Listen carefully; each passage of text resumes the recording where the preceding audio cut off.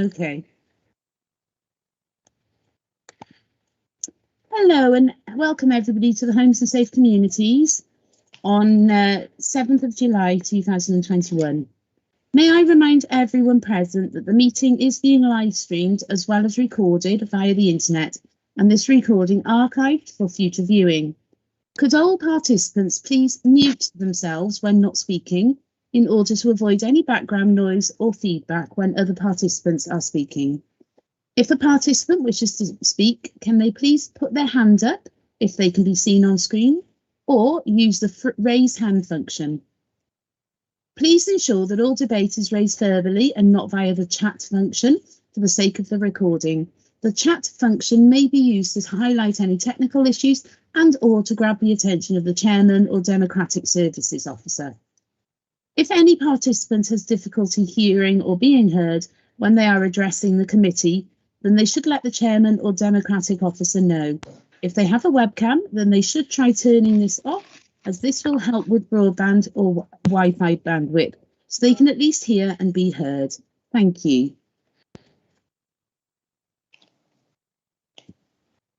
Okay, so agenda item 1, apologies for absence. Chair, I've had 2 through. These have come from Mr. Raybould and Mrs. Doyle from the tenant representatives. Okay, thank you. Agenda item 2, minutes of the meeting held on the 9th of June 2021. Are we happy with the minutes, or has anybody got anything to raise? Move the minutes, Chair. Okay, is there a seconder? I'll second them, please. Okay, thank you. Minutes are moved and seconded. Number 3, do we have any declarations of interest? Okay. Item number 4 is the annual corporate safeguarding report. I believe that is going to be Mike. Thank you, Chair. This is a referral report from Cabinet of the 7th of June, and it's the annual corporate safeguarding report for 2020-21.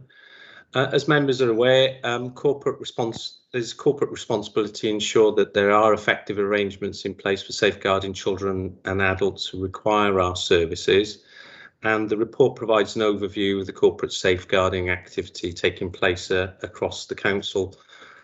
Cabinet at this meeting resolved to note the arrangements for corporate safeguarding, that 6 monthly reports continue to be received by Cabinet, and finally that the report be referred to the 5 scrutiny committees with specific recommendation that those scrutiny committees concentrate on the areas under their remit. Just to talk you just very briefly through the report. The report highlights and references the legal framework around safeguarding, which is attached as background on section 1 of the report, and it draws our attention to the duty to report on staff who are involved in activities in relation to safeguarding, and also the guidance and the working together safeguarding people guidance under Part 7 of the Social Services and Wellbeing Act, and importantly that guidance providing advice on what should happen if an individual has concerns about the well-being or welfare of a child or adult at risk. Under key issues for consideration, the report highlights three areas for consideration. Firstly, human resources. It notes that human resources have implemented an electronic transfer system for data barring checks. The purpose of this, obviously, to speed up that process. It's now an online portal, allows applicants to apply for their check online, allows the authority to approve and to track those applications with disclosures usually within 24 to 48 hours, which is a considerable improvement under the old paper-based system that used to be in operation. Secondly, there is reference, and it's referred to in the appendix to the report with regard to the VODA SV regional strategy that was adopted back in 2018, and there's some key points to address in the report, which I'll refer to in a moment. And finally, I suppose, and more importantly, an indication that the pandemic has had an impact upon service delivery, but it's fair to say that safeguarding activity has continued to ensure that those the most vulnerable within our communities are supported and protected. And the report itself, the annual report, highlights some of those activities, which, if members are happy with, I'll move on to.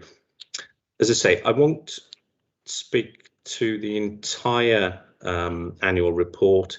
The report is split into 4 sections related to the 4 directorates, and I'll concentrate on section D of the report, which is found towards the end of the report, which features the activity generally undertaken by Housing, Community Safety and our shared regulatory service.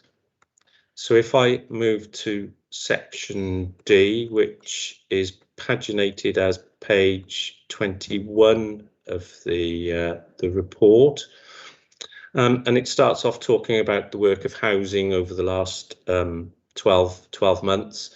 And as you can see, we've been continuing to support our staff both in terms of training, advice and guidance. We also have ensured that safeguarding is a standard matter on our agenda for staff meetings and monthly one-to-ones to share good practice and updates as necessary.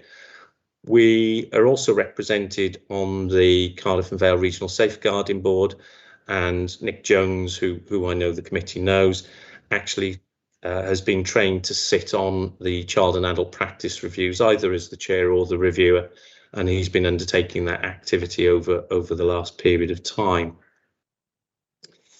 Frontline staff continue to work closely with partners tackling domestic abuse, and we talk around, the report talks around the ongoing MARC meetings and arrangements, and housing staff who routinely attend those meetings. I mentioned that obviously the pandemic and lockdown and issues around social distancing have impacted on services, as we're all aware. But I point out the fact that whilst face-to-face and home visits have reduced significantly, clearly, the staff in housing undertook over 1,200 telephone welfare checks on vulnerable households over the last 12 months. And I think I've also referred to this in earlier scrutiny meetings, that apart from those that we already knew were vulnerable, either through the activity that we were aware of from partners or our supporting people contacts and arrangements, we identified a considerable number of people that weren't known to service. And as a result of which, one of the things that we'll be looking to do over the next few months is to commence a tenant profiling project. And effectively what we're hoping to do there is, on the basis of telephone contact with our tenants, to identify whether there are any support needs or support gaps that are missing.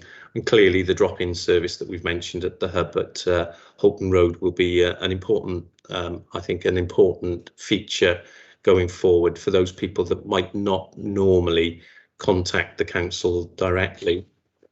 In terms of, in terms of activity, you can see in the table there, multi-agency referrals and adult safeguarding referrals table there, which shows the referrals that we've made. And as you can see, we do have an automatic process that any family that is placed in temporary accommodation in the council, we will automatically make a MARF referral to colleagues, so that information is shared at the earliest opportunity.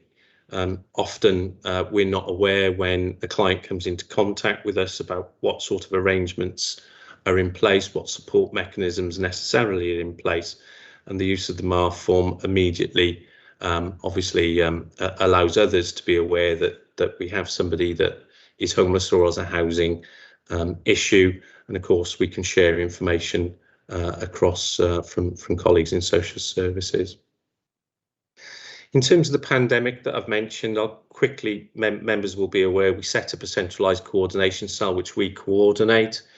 And as part of that, not only just looking at the accommodation and the health and support facilities, but also our impact on vulnerable clients that we're dealing with. And in response to that, obviously we introduced a number of measures to support those residents. And the next 3 or 4 bullet points advise basically of the types of measures that were implemented. Visits, telephone calls, telephone contact with individuals, automatic referrals for floating support through Pobble, TAF and Llamai.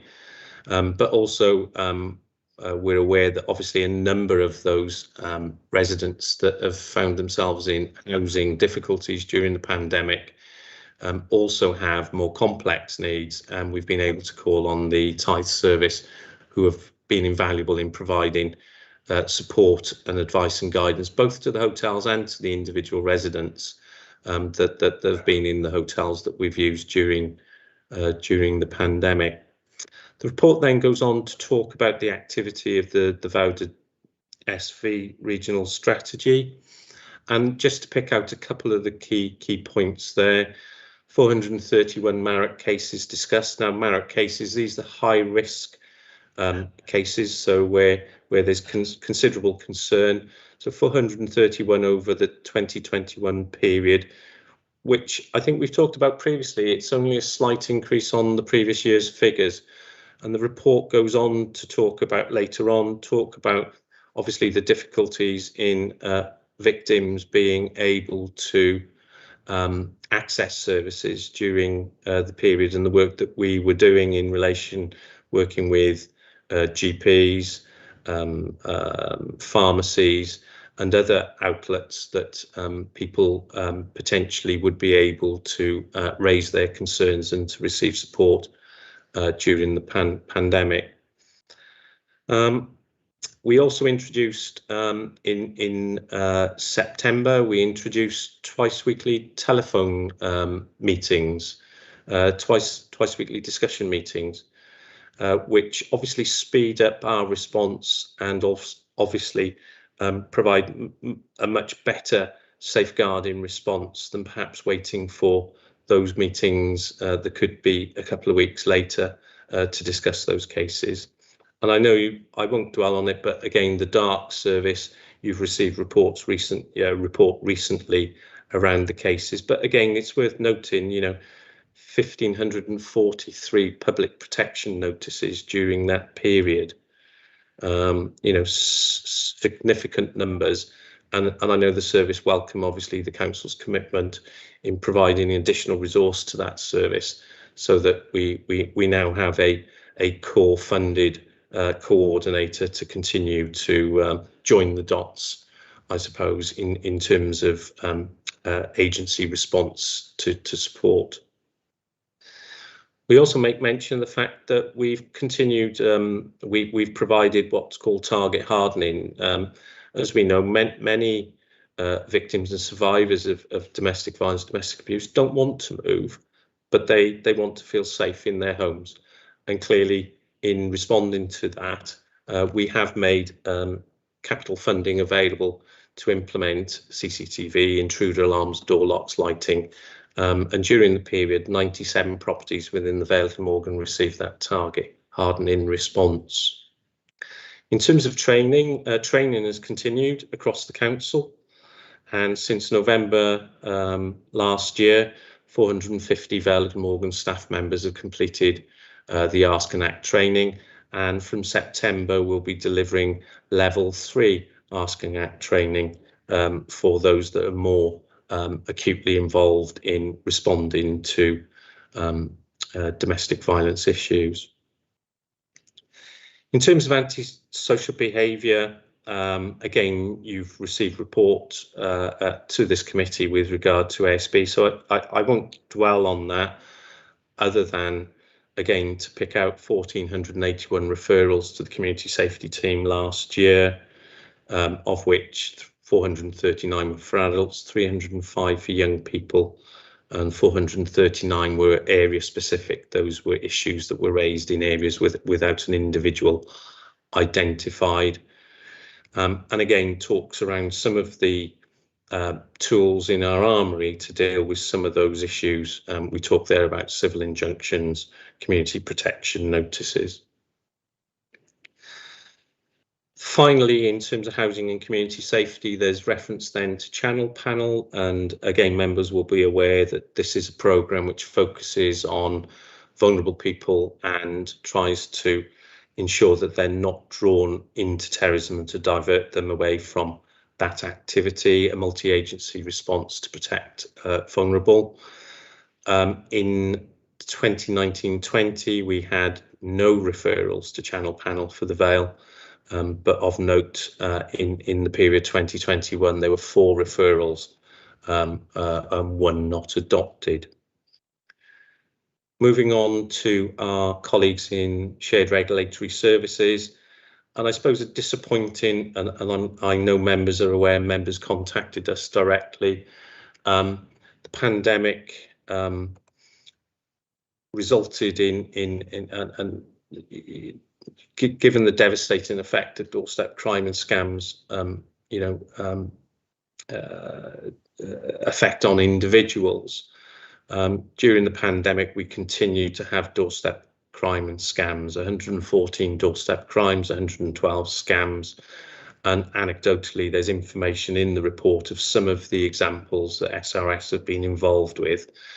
A reflection on 1 push payment scam and £10,000 worth of redress achieved for residents, where SRS have supported residents in responding to those scams. There are various other examples. It was a difficult time, wasn't it, for everyone, but particularly for those that were more vulnerable, and examples of fake COVID tests being offered for sale, down to driveway treatments which were purported to stop the spread of COVID. During the year, a number of prosecutions for doorstep criminals and road traders, resulting in custodial sentences, were followed through by SRS. A number of preventative schemes were introduced, the use of Microsoft Teams to deliver training sessions to partners, frontline services, GP surgeries and pharmacies with new awareness, supplied with new awareness raising material on scams and fraud. And it was about getting key preventative messages and advice out there during a time, as I say, where people weren't coming into face-to-face contact with the council specifically. And finally, the report goes on to talk around call blockers, and I know, I receive these cold calls, malicious calls, and the call blocker service which our SRS operate to safeguard obviously some of our more vulnerable residents from telephone scams. And during the year, 59 call blockers were installed to protect older people and vulnerable people from an estimated up to 5 nuisance or scam calls a day. The report goes on to talk about some other areas, from obviously some of the issues around underage sales, and also, again, if you're walking the streets, these little bottles, silver bottles that sometimes you find in gutters and whatever, nitrous oxide, and a particular focus, SRS have been working to visit premises suspected of selling these nitrous oxide canisters to children, and given advice and strong guidance on the law relating to the supply of those. And finally, licensing of taxi drivers, again, another area of concern obviously for the general public, particularly at night. And reports there of 1 Vale Glamorgan driver referred to licensing committee for consideration due to alleged incidents of inappropriate behaviour. So I'll stop there, as I say, just a run through in terms of those areas that fall under this committee's remit. I think it's fair to say that safeguarding activity has continued unabated across the council, and I think it's obviously very pleasing to see the given the volumes of work that staff teams have been dealing with over the last 12 months, the outcomes that we've been able to achieve. Thank you, Chair. Thank you, Mike. That was extremely informative and interesting. I'm really happy with the news about the call blockers. Now, like you say, you get a lot of scam calls. I have to admit, I get 3 or 4 a day on my mobile alone. And we do get some on the house phone as well. But before my grandmother passed away, we bought her a call blocker and set it all up. And now we have that set up at home. So that has helped. It's great because you can block the number, it stores it in the memory, and it won't let another call from that number come through. That's a great idea. The problem is they like to change their numbers. So it stops it temporarily, but there's nothing to do to stop it permanently, unfortunately. But I'm liking the idea of that. And to be honest, how well publicised is it that service is available? Yeah, it is publicised, and the SRS service do publicise quite widely in terms of social media and getting the message out there. So I think the information is there. I think it's also worth noting that whilst that is sort of cart and horse, isn't it? There's also clearly the work of the ICO, the Information Commission. Yeah. Is obviously undertaking an awful lot of work in trying to stop these scams at source. But as you say, they are very they're very resourceful. They're very resourceful. A number of them are out of country as well. Yeah. And is extremely difficult. But I think it's an area, given the fact that most contact now is through telephone or digital means, it's an area that does need highlighting.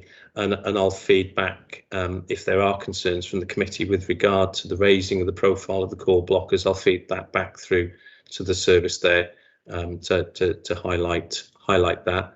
I know, for example, the residence boards last year, or it might have been the year before, the residents did a very, as part of the residents panel, did a session with tenants. With regard to what to look out for in terms of scams. And I think that went down very, very well for some of our residents board and some of our members that may be a little bit concerned about technology and using technology, from password protection through to highlighting which are proper sites and which aren't proper sites. So I think the messaging is there. People understand. I think the police and SRS are certainly working quite hard to try and get those messages out there. And what do they say? If you're offered something over the phone and it's too good to be true, it usually is. Yeah. About the social media, my concern is there are a lot of council tenants that won't necessarily be on social media because they are of a certain age. My grandmother, for example, was 96 when she passed away 2 years ago, and I've been a council tenant since the late 40s in the same house in Hislop Avenue since 1948 or 49, I believe. She had no idea about social media. So there are certain people who will not even be aware of social media and what it even is. So is it publicised anywhere other than social media is the main question. How do people who are not on social media find out about this, or do not access the internet, don't even know how to work it? Yeah, I think clearly, for the last 12 months or so, that sort of face-to-face contact hasn't really been there. As I say, the session that was led was actually resident-led. It was the residents that led on the training and the awareness raising for themselves.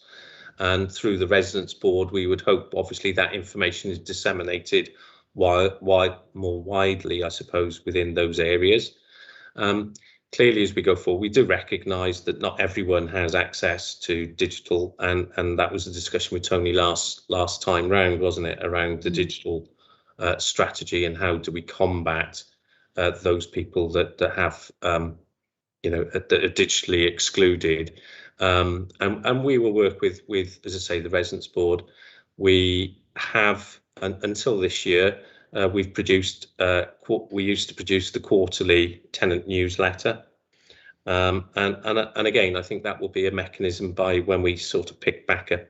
When we pick back up on those, that will be a mechanism by which we can get the messaging out. Okay, thank you very much, Mike. I do see a couple of hands up. I see Julie and then Sandra. So, Julie, if you would like to go first. Yeah, just two quick ones, please. The channel panel, would that involve people who hold far right views as well? Absolutely, and Okay. any of those extremist views. So yes, Okay. right wing activity as well as other terrorist activity. Yes. Oh, thank you. And the other one is, how do we go about the allocation of properties to ex-offenders? Okay, so we're required under legislation to provide priority to certain groups of clients in housing need. Ex-offenders are one of those groups, and we work very closely with other agencies in relation to rehousing of ex-offenders. We require and will have a risk assessment undertaken, certainly for prison leavers. Specifically, prior to them leaving prison, we work closely then with probation to understand those risks, if that's what you're alluding to, Councillor Avia, to understand those risks and to ensure that the accommodation is appropriate. In relation to other ex-offenders, depending on the categorisation of the offence. So, for example, those that have been committed of Schedule 1 offences or sexual offences, obviously that risk assessment process is much more involved, and much greater liaison then with a whole host of agencies, including the police, to ensure that obviously public safety is paramount. So an awful lot of that activity goes on, that assessment activity goes on prior to that. But in terms of rehousing ex-offenders, ex-offenders are a priority group, and the legislation and the guidance requires the local authority to provide additional support to those groups. And the ethos around that is obviously one of the issues. If you are an ex-offender, if you are homeless, the likelihood is that you may continue to offend. Certainly, and I think one of the areas, and ex-offenders, we do try and work obviously with our supporting people agencies through our contract agencies to work with offenders, work with third sector organisations, and with probation to have a plan to try and maintain their tenancies as far as possible. Sometimes that doesn't happen, and we do have some ex-offenders that we will pick up, and they will leave our accommodation, and we will pick them up again in future. But there's an awful lot of work of risk assessment going on in the background, and trying to ensure as far as possible that those tenancies are maintained going forward. Thank you. Okay, thanks for that. Julie and Mike. I think Councillor Perks is next. Go ahead, Sandra. Thank you. Mike, I just wanted to ask a little bit about the target hardening sort of scheme, if you like. In do we know how effective it is in actually dissuading people, to sort of actually go to those properties? How effective is it? Who keeps records of whether, it's breached and things like that, really? Yeah, I mean, in terms of victims who receive the service, I can tell you 100% of those people who receive it find it a welcome service and are satisfied with the service that we provide and feel that it makes them feel safer in their homes. In terms of, I don't have statistics to hand on me this evening, but the vast majority, the measures that are put in place, the vast majority of victims remain in their properties. There will be occasions clearly where perpetrators will, regardless of the target hardening measures, will obviously attempt to access the property. And of course, the CCTV, the emergency alarms, the flagging on police systems in terms of speedy response, of course, all goes some way to safeguarding those people from further risk. But I haven't got the figures to hand. I can get them. But in terms of repeat crimes, even with target hardening, they are much reduced and obviously more of a deterrent, we would hope, and obviously provide reassurance. Thank you, Mike. Okay, thank you. Does anybody else have any questions? Yes, please. I did put my hand up. With the installation of the core blockers, is that open to all tenants, and how much is it? It is open to all residents in the Vale of Morgan, regardless. In terms of whether there's a cost, I don't know off the top of my head, to be honest. It's not an area that I'm particularly familiar with. But if there is a cost, I can let you know what that is. But I'm not sure that there is a cost, but I will come back to you. Okay, thank you. Okay, I think we're done with that item then, if there's nobody else. Speak now or forever hold your peace. Okay, I think we are done with that agenda item 4. If you would like to now go to agenda item 5, the revenue and capital monitoring for period. Chair. Yeah. Sorry, Chair, just to double check, in terms of the recommendation, are the committee happy just to note then the... Yes. I totally skipped that. I'm so sorry. I move we note, Chair. Yeah, I move we note, happy Chair. to note, second Andrew's motion. Yeah. Yes, sorry, I totally skipped that. I'm sorry, it's been a very long day in work.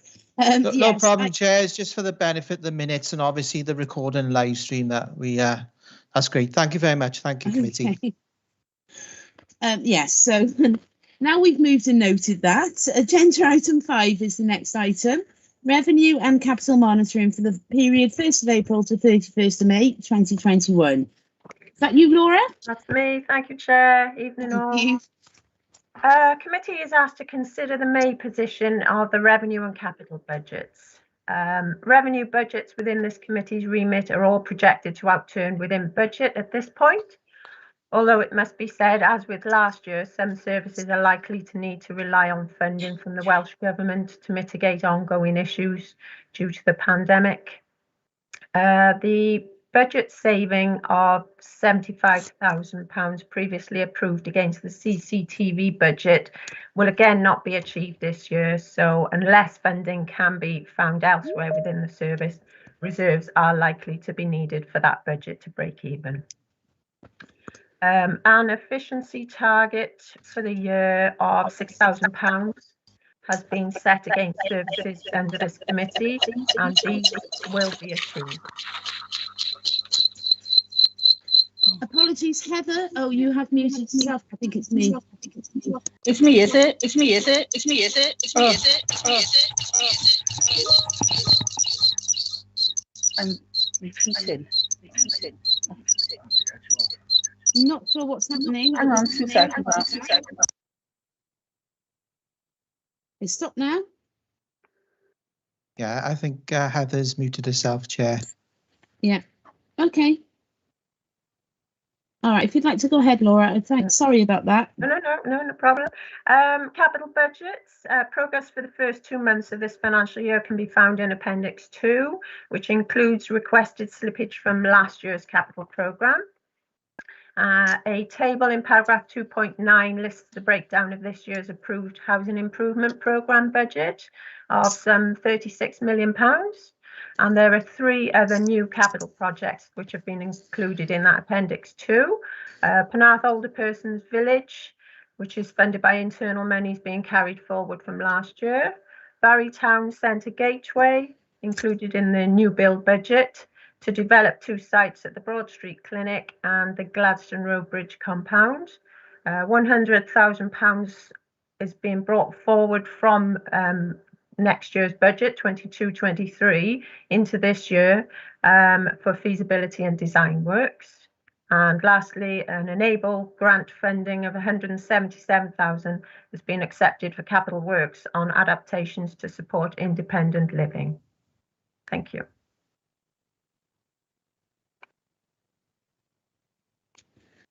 Okay, does anybody have any questions regarding that item? I don't see any hands up.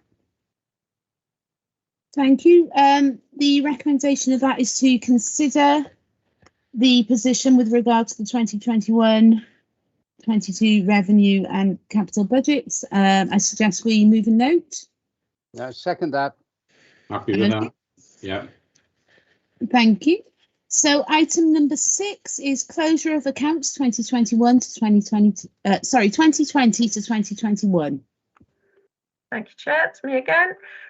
This report outlines the provisional outturn budgetary position for the period April 2020 to March 21, and figures are provisional at this point as the accounts are not yet audited by Audit Wales. So it's anticipated that the statement of accounts will be approved by Council following the audit in September.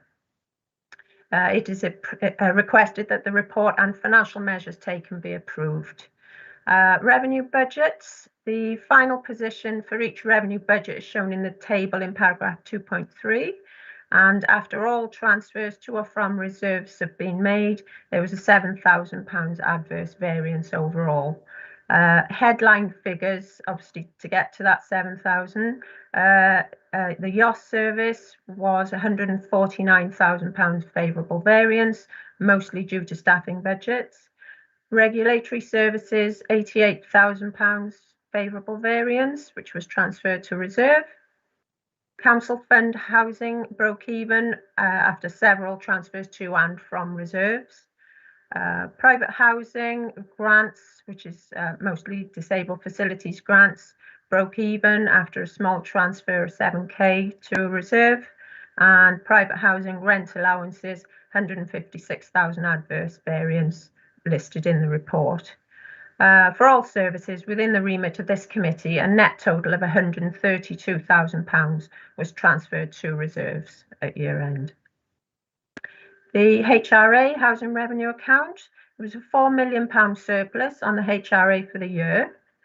And as there was a budgeted deficit of £7 million, this means an overall £11 million favourable variance is listed between paragraphs 2.13 and 2.26 of the report. But the largest variance is on the capital expenditure from revenue account budget, which was almost 10 million under budget, as less was needed to fund the HRA capital schemes due to delays in spending arising from the pandemic. The capital programme is listed in Appendix 2 and shows a favourable variance of £12 million, the vast majority of which is due to delays due to the pandemic, and hence £10 million has been requested and approved by emergency powers to be slipped into 21-22. A breakdown of the £12 million is listed between paragraphs 2.29 and 2.38, and the breakdown of the slippage request of 10 million is shown in Appendix 4. Finally, for members' information, Appendix 3 lists the schedule of reserves for this committee, illustrates the opening balance, movements during the year, and closing balance as at 31st of March 21.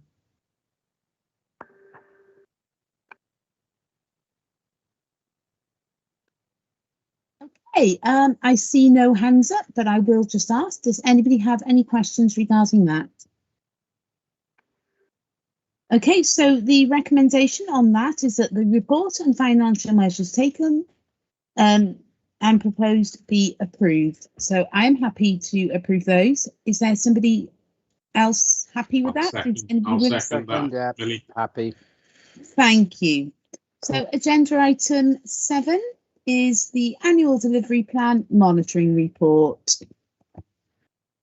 Okay, not oh, it's Mike, is it? Yeah. Okay. I couldn't remember who was doing that then. Sorry. If you'd like to go ahead, Mike. Thank you, Chair.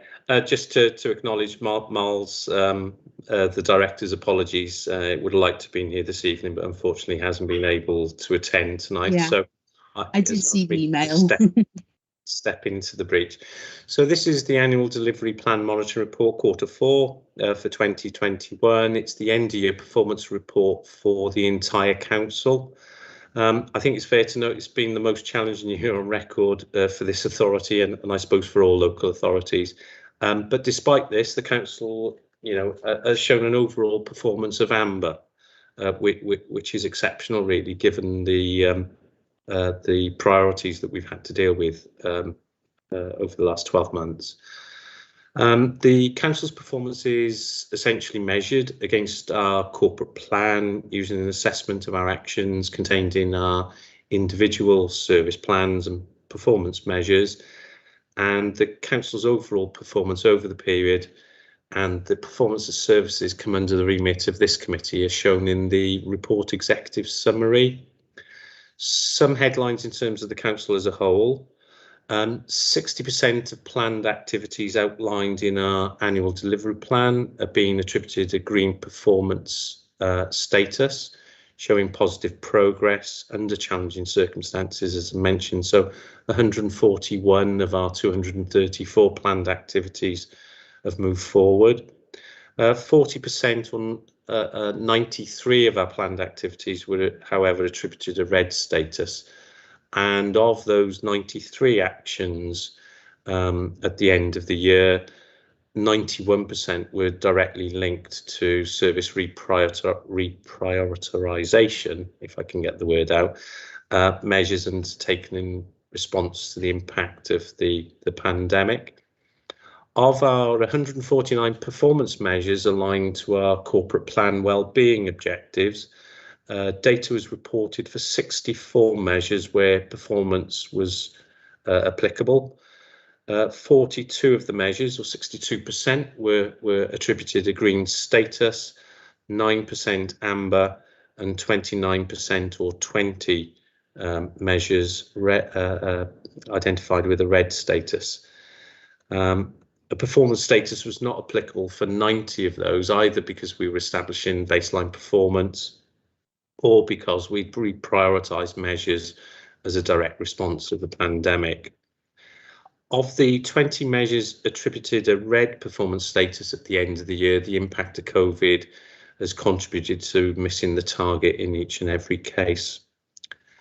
The executive summary also details performance of the services within the remit of this committee, and they are as follows. So 69% of the actions, 24 out of 35, were attributed a green performance status, 31% red, and of the 11, the 31%, of the 31%, which equates to 11 actions, 10 of them were identified as COVID-19 being a contributory factor for that slippage.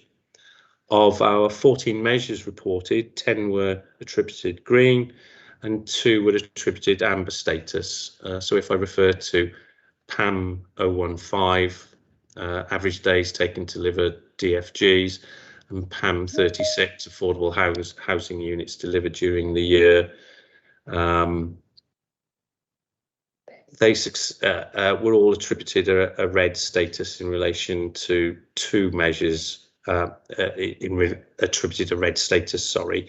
And I think obviously Marcus Goldsworthy, head of service, as previously mentioned, the issue with the spend for DFGs is directly as a result of residents during the year not wanting access and work necessarily undertaken during the middle of the pandemic.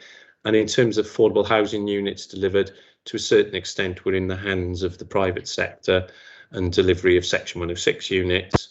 And obviously there were some delays to programmes, capital programmes, as already been mentioned in an earlier report. Appendix B to the report shows the details of the 11 red actions and 2 red performance measures. And Appendix 1 of Appendix B shows full details of all actions and all measures attributable to the committee. If I turn to the PowerPoint presentation attached to Appendix A, and this document essentially summarises the performance of services relating to this committee over the last year, with areas for improvement and details relating to the impact of and response to the COVID pandemic. Pages 2 and 5 detail the performance summary and the amber rating that I've already mentioned. Pages 3 to 4 provide headline details as to what we've achieved in the year. Pages 6 to 7 details of some areas where we're looking to improve, and pages 8 to 11 which provide committee with the latest information on our recovery from COVID. And I think, you know, as we often mention, I won't go through all of the actions and all of the performance measures. We might be here till next week if I raised each one of those. So happy to take any questions. Sorry, happy to take any questions on the report. Thank you, Mike. Before we go for questions, I just want to say that everybody in this country since March of last year have faced challenges.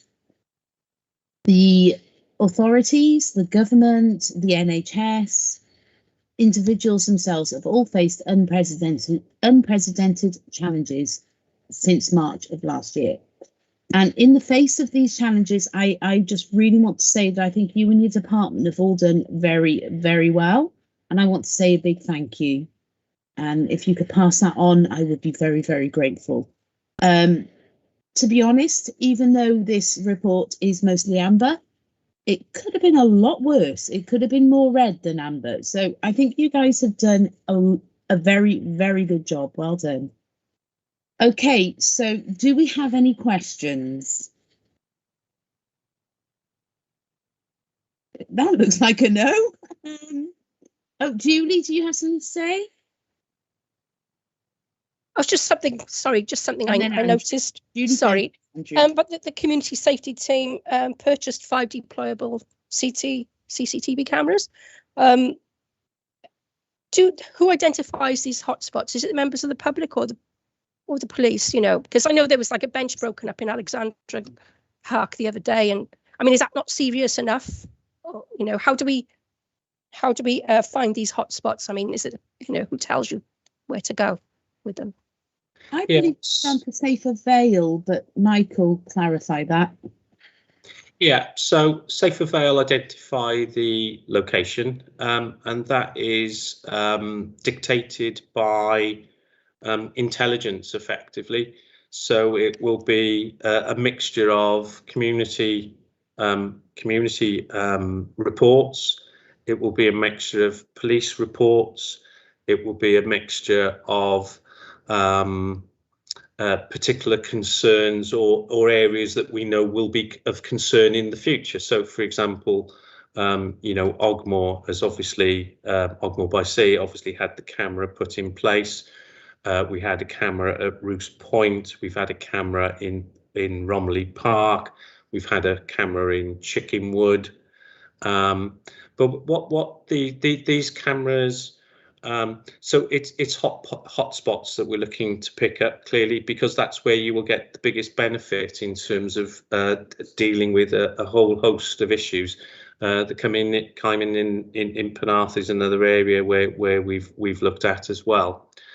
So these cameras are movable. They are fixed insofar as they are fixed to lampposts, but they are redeployable, so we can take them from one lamppost and fit it to another somewhere else. So they're not mobile, truly mobile, I don't suppose, in terms of in the back of a car or something we affix to the necessarily to the side of a building, but they obviously are powered through a street lighting type column, and we've moved those around. So I won't tell you where they are now, because we don't want everyone to know necessarily which ones where they are and where they're not. You can email us after, Mike, if you really want to tell us. Yeah, they are moved from place to place. We've purchased we've just are looking to purchase an additional camera. The council allocated, as members are aware, a capital fund for replacement CCTV. So we're just about to increase the number of cameras. We're about to purchase another shortly, and we've also loaned one to colleagues in cleansing, Colin Smith's team, to highlight particular areas of fly tipping. Again, I won't mention those areas, but we are deploying those cameras as well now in areas where we are repeatedly going back and forth and picking up fly tipping. So they're going to be extremely useful. They're agile and they allow us to respond, whereas the fixed cameras that the 100 or the 70 or so cameras that we have, don't allow.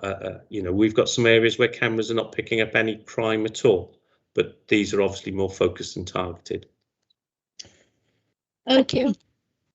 Thank you for that. Before I bring Andrew in, I'm going to be really cheeky, Mike, and ask if I can reiterate my request for one down here because of the fly tipping in Kingston Crescent at the rubbish collection point at the top of the park. If you could pass that on, I'd be really grateful. Yeah, I have.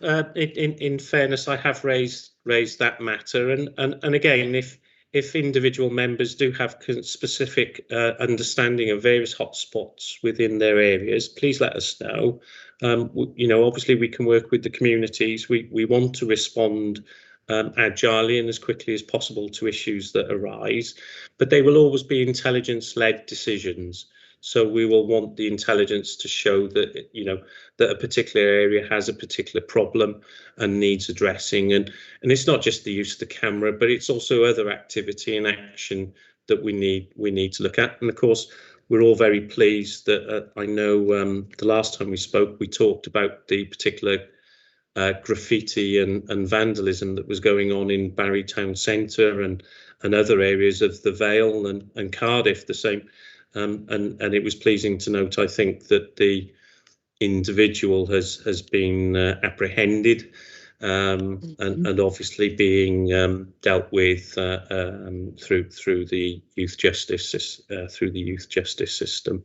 So hopefully that proliferation that we saw obviously has now been stopped. Okay, thank you, Mike.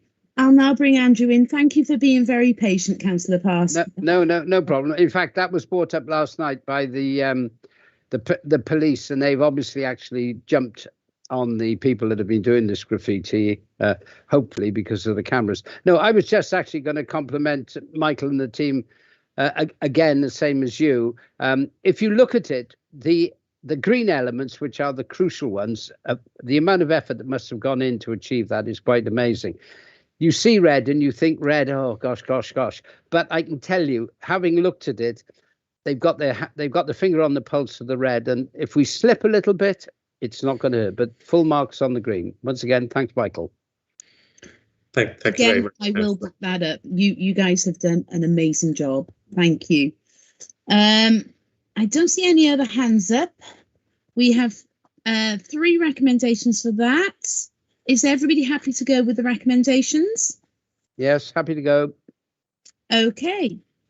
So that was agenda item 7. So agenda item 8, first quarter scrutiny recommendation tracking 2021 to 2022, An updated committee forward work programme schedule 2021 to 2022. And I've just thought, Mike, if you Yes. don't need to stick around for this, you're more than welcome to go. And thank you for being here. Absolutely. No, I will stay there. There may be some of the recommendations that Mark might need some help on. Okay, no problem. In that case, I'm going to hand over to Mark, who knows this in much greater detail than I do. So he will be able to give you a recap and a run through. Thank you. Okay, thank you very much, Chair, and thank you, committee. Obviously, this is our quarterly regular update around the recommendations that we've had over the last quarter and over the last few years, and also our committee forward work programme schedule for 21-22, which has been updated as we go along the year as well. I'll just go for a few key areas. Basically, of note, if we look first of all at Appendix A, which is the recommendations for the first quarter, 21-22 on the report. By and large, those have been now completed. We currently just have one ongoing there, which is for an item we had in April around the update on the dark service. And this was a recommendation around the dark service having greater engagement with support groups concerning domestic abuse. I know an example was raised by Councillor Aviat about setting up a sort of support group and liaising with dark and partners.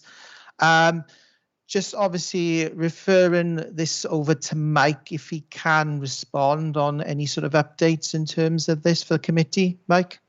Yes, I can, committee. I think it was a really timely intervention by Councillor Aviat because we were going through the process of recommissioning the domestic abuse service that the council provides.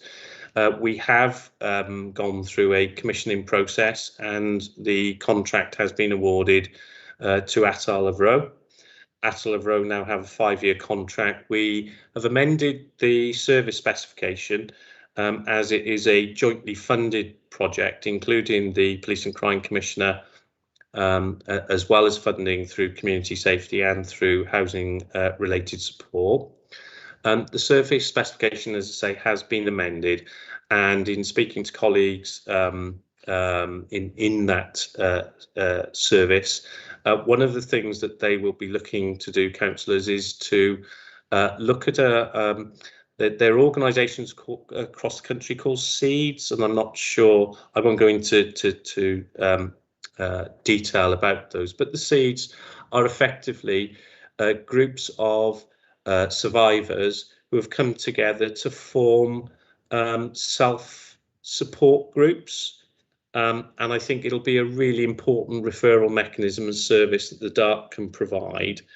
And what we want to do is Atal of Rowe to work with various support groups, including the members, to see about what work they can do to engage and to encourage and to support a seed group for the Vale.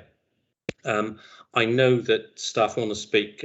Councillor Avitt quite kindly offered to speak to staff about what that might look like from experiences, and as a result of which, you know, staff we will involve Councillor Avitt and any other member that may wish to be involved in those discussions around that self-support and about supporting a self-support group. That's not undermining the work of Atal of Rowe, who will continue to provide their services as part of that. But I think it's just another opportunity and a mechanism. It's another avenue for people that may wish to seek support, as I say, particularly from survivors, people who have the lived experience and the understanding of what that person is going through. And I think that's really powerful support mechanism in this area. So it has been slightly delayed, and I know we haven't been necessarily in contact with Councillor Avitt directly yet. But as I say, we only in the last couple of weeks have we recommissioned and retendered the domestic abuse contract.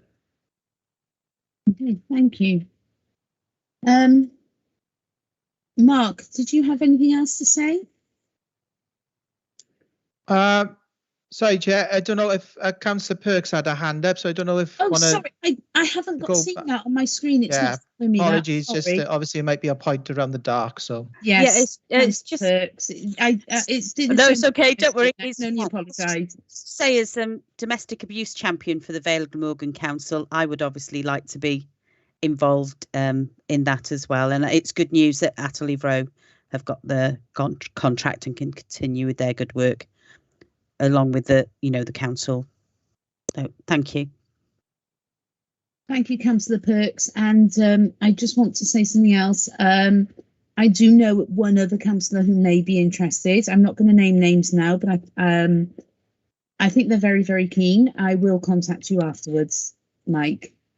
Okay? Yeah, absolutely no problem at all. And as I say, we'll be keen to sit down and to work through where there is some of those gaps that we mentioned at an earlier meeting, how we can work with our contract providers and with yourselves and as I say, other support groups to make sure that survivors have every opportunity and every mechanism available and open to them. And obviously, if we can integrate it with the Atterley Row work as well and have the two working together possibly. Absolutely, and as I say, that's what has led to a little bit of a delay. As I say, whilst we went through the tendering process, we were that close to it, and as I say, we've now awarded the contract. Okay, thank you. Okay, I don't see anything else on that part of it, so I will go back to Mark now.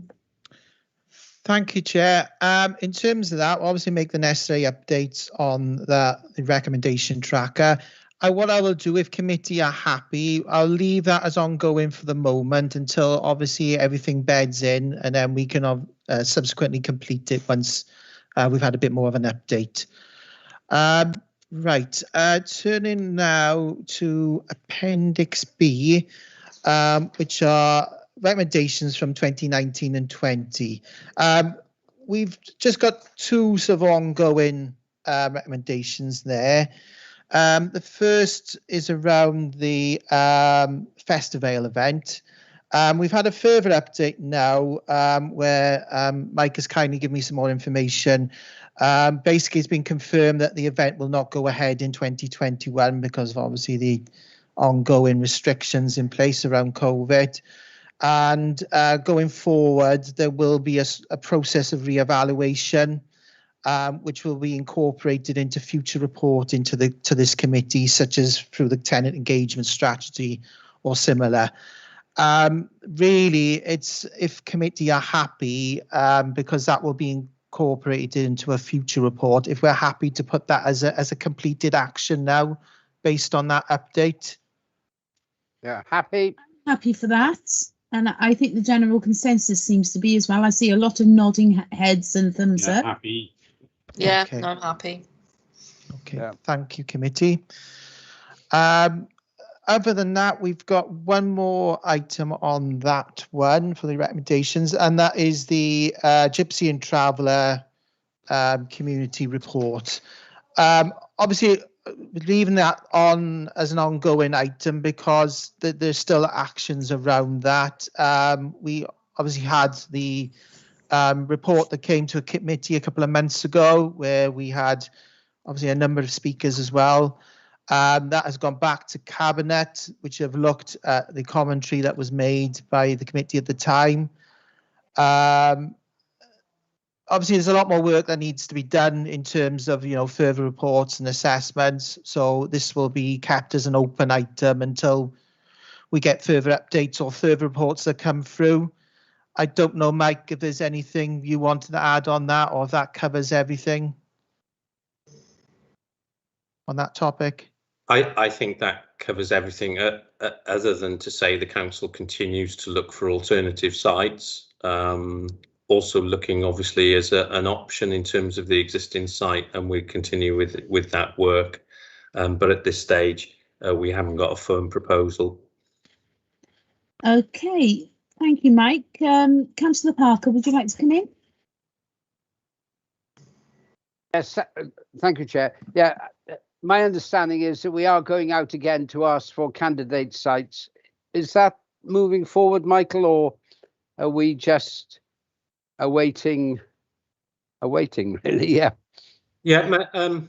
Members had raised on the basis of the original cabinet report and obviously the scrutiny report that followed.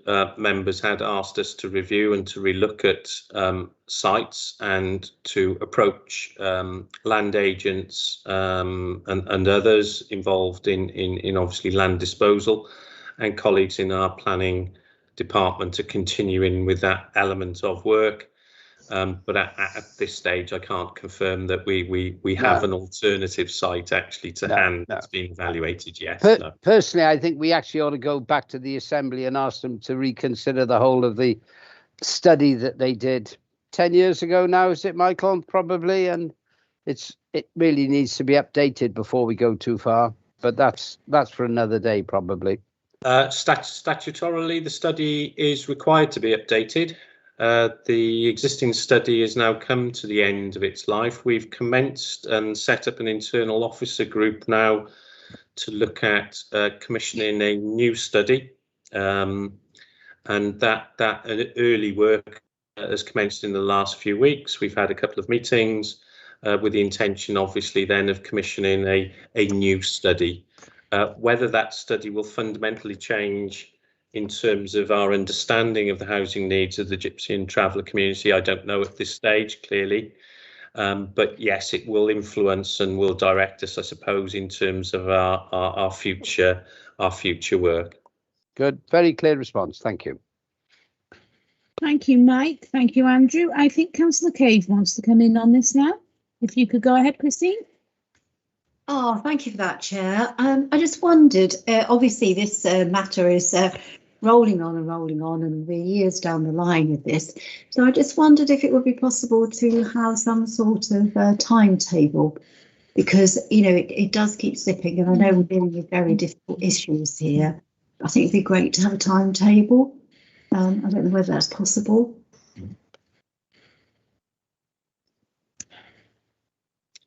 Sorry, is that a question directed to me? Sorry.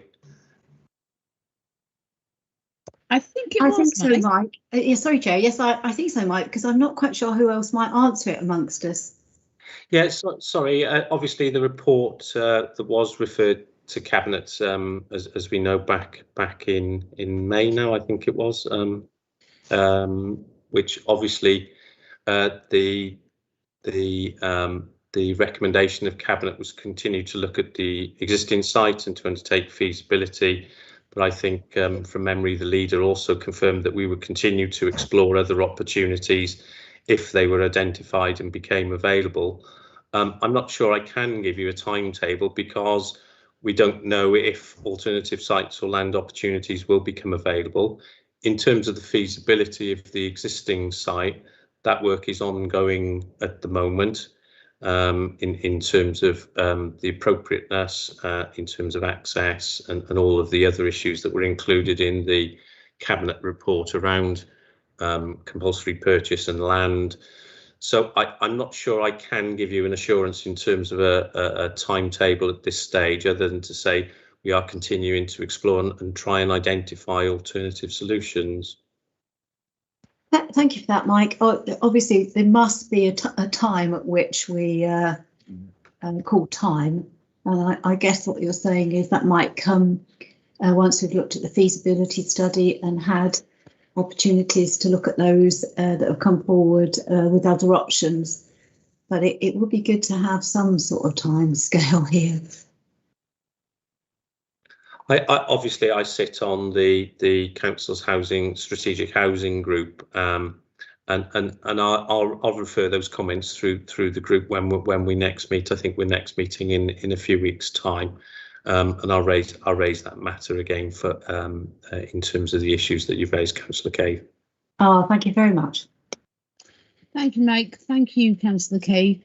As I have to agree with you, I do think we do need at some point to say this is the time this needs to be sorted by.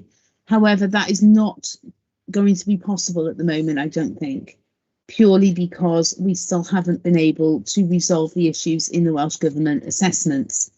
And it does need to be looked at again. And you have said, Mike, that it is due to be looked at again.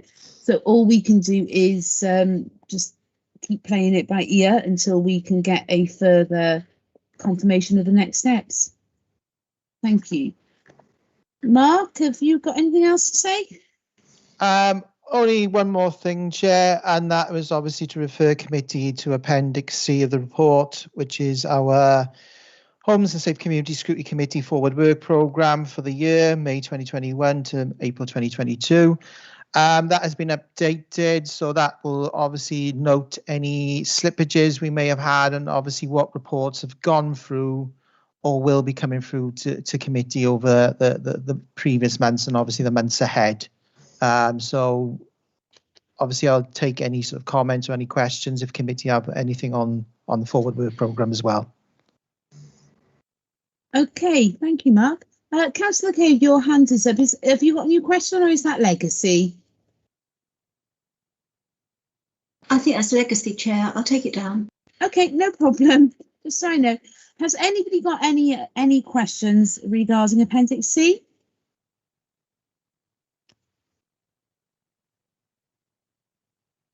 I don't see anybody jump in. Don't see any hands up. Okay, well, I think in that case, all I've got to do now is ask that we accept the recommendations and move a note. Is there anybody to second that? Move we note, yes. Yeah. Okay. Yep. Just to say as well, Chair, any sort of comments around the recommendations we've just gone through, we'll obviously add on to the tracker as well so that they're kept updated. Okay, thank you. I'm having a little bit of trouble with my laptop at the moment. I cannot seem to access the Word document I was looking at earlier. It just doesn't want to work. Can you remind me the date of the next meeting, please, Mark? Okay, Chair, bear with me. I will just bring that up. I think it's the 15th.